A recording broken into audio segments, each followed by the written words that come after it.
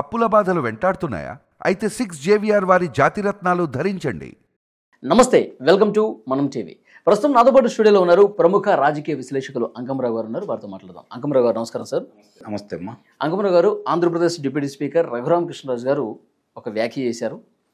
జగన్మోహన్ రెడ్డి గారు 60 రోజులు గనక శాసనసభ సమావేశాలకు రాకపోతే పులివెందులకు ఎన్నిక తప్పదు.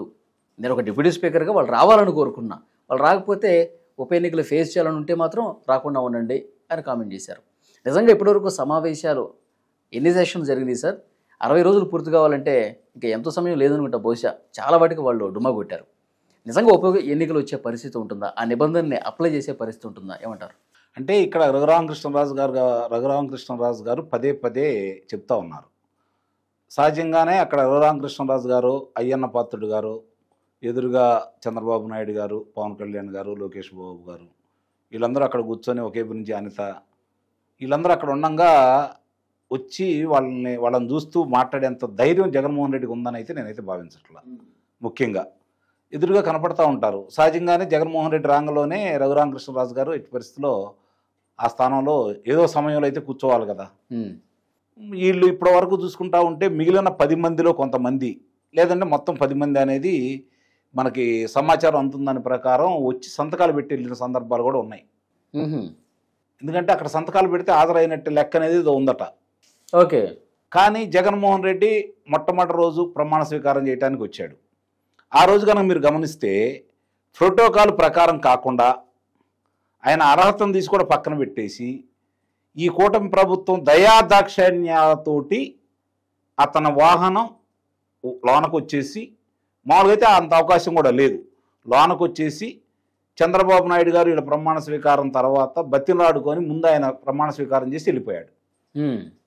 ఇప్పుడు మీరు ప్రత్యర్థులు, ఈ కూటమి అనేది ఆ కూటమికి వాళ్ళకి ప్రత్యర్థులు, మీరు ఓడిపోయారు. అంతకుముందు అధికారంలో ఉన్నారు, ఇప్పుడు మీరు ఓడిపోయారు.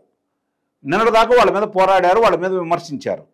అంటే వాళ్ళు ప్రమాణ స్వీకారం చేసేంత సమయం కూడా శాసనసభలో వెచ్చించేంత ధైర్యం లేని పిరికివాడు జగన్మోహన్ రెడ్డి. ఓకే. అందువల్లే బత్తిని ఆడుకొని అసలు వాళ్ళ దగ్గరికి వెళ్ళి నువ్వు చేయి చాపటం ఏంటి? అక్కడే నువ్వు నీ స్థాయి ఏంటో అర్థమైపోతా ఉంది కదా. అంటే అందితే జుట్టు, అందకపోతే ఏందో మనం చూస్తూనే ఉన్నాం.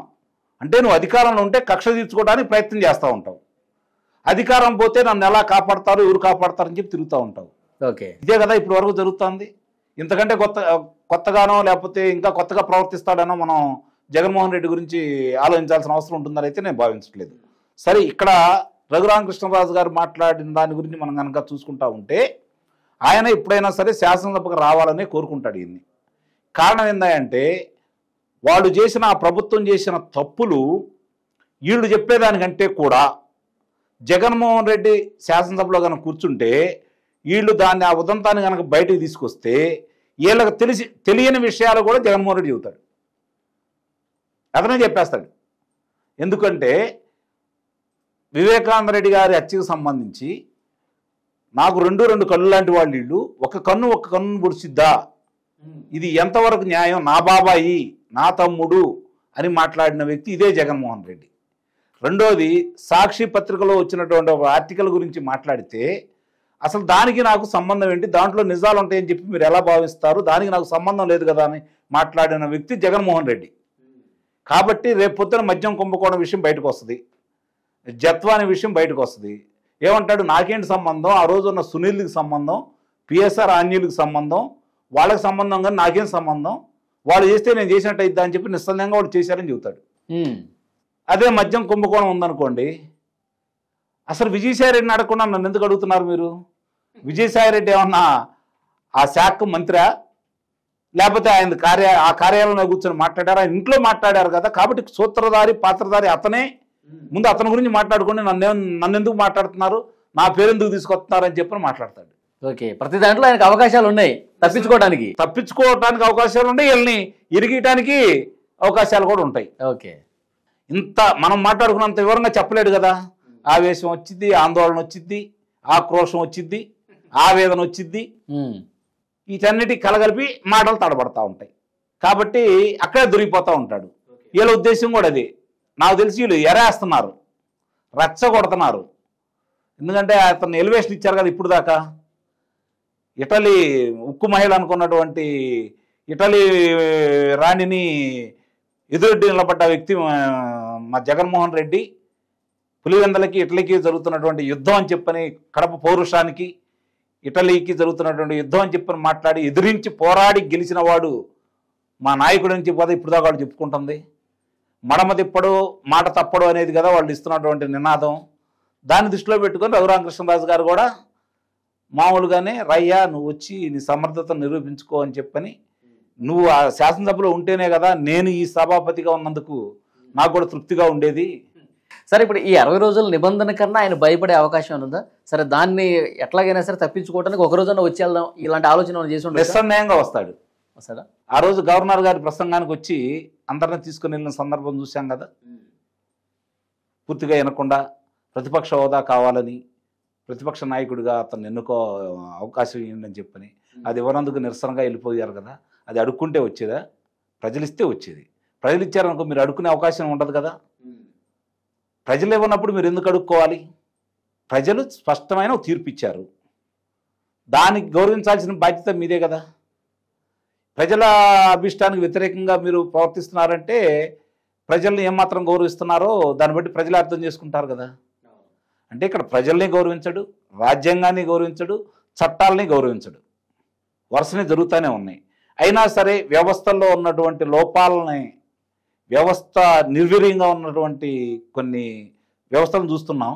వాటి నిర్వాహకం వల్ల అతని మనుగడ ఇలా సాగుతుందని అయితే నేను నిస్సందేహంగా చెప్పగలను. ఓకే, సరే, ఇప్పుడు ప్రజలు ఏమనుకుంటుండొచ్చు? ఆయన ప్రతిపక్ష హోదా లేకపోయినా సరే ఒక పాత్ర అయితే ఇచ్చారు ప్రజలు, 11 స్థానాలు ఇచ్చారు. సరే, నీవు పోరాటం చేయి, ప్రజా సమస్యలు ఏమైనా ఉంటే వాటి గురించి ప్రస్తావించు అసెంబ్లీలో కదా. నీ నియోజకవర్గం గురించైనా రాష్ట్ర ప్రభుత్వ పనితీరు గురించైనా నీకేదైనా అసంతృప్తి ఉంటే మాట్లాడు. అప్పుడు నీకు ప్రజల్లో నువ్వు బాగా మాట్లాడితే ప్రజల్లో మంచి పేరు వస్తుంది కదా. అట్లా ఎందుకు ఆయన ఆలోచించట్లేదు? ప్రజలు ఎందుకు అట్లా ఆలోచిస్తారు? ప్రజలు ఏమైనా ఆలోచిస్తారు? ఆయనకి అధికారం ఇచ్చి 5 సంవత్సరాల్లో రాష్ట్ర ప్రయోజనాల గురించి ఏమాత్రం ఆలోచించకుండా రాష్ట్రం ఆర్థికంగా పురోగతి సాధించే అవకాశాలు వచ్చినా కూడా నువ్వు వాటిని కాలదన్నేసి నీ స్వార్థం కోసం, నీ కేసులకు సంబంధించి నీ ఆదాయం గురించి మాత్రమే ఆలోచించేసి రాష్ట్రంలో ఈరోజు ఈ విధంగా తయారు కావడానికి, అప్పుల కుప్పల్లా మారటానికి నీ పరిపాలన కారణం కదా. కాబట్టి మేము ఈ 11 స్థానాల్లో కూడా ఎందుకు ఇచ్చామని చెప్పని ప్రజలు ఆలోచిస్తున్నారు అన్న విషయం అతను కూడా తెలుసు.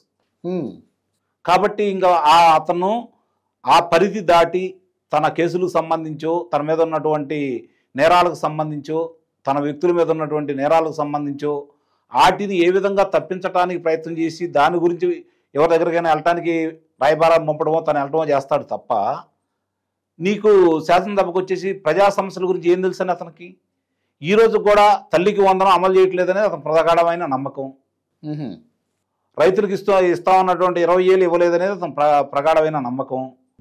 మహిళలకి ఉచితంగా బస్సు ప్రయాణం ఏర్పాటు చేయలేదనేది అతను ప్రగాఢమైన నమ్మకం. ఏదో ఒక పక్కన సక్సెస్ఫుల్గా జరుగుతున్నా కూడా మరి సంవత్సరానికి 3 సిలిండర్లు ఇస్తా అంటే ఇప్పుడు 2 సిలిండర్లు ఇచ్చారు, దాని గురించే ప్రశ్నిస్తున్నాడు తప్ప ఇంకా ఇవ్వలేదని మాట్లాడుతున్నాడు కదా. అంటే ఇవన్నీ ఒకేపించి జరుగుతున్నా కూడా అతనికి తెలియదా? నిస్సందేహంగా నాకు తెలిసినంత వరకు పేపర్ చదువుతాడని కానీ టీవీలు చూస్తాడని కానీ నేనైతే భావించట్లా.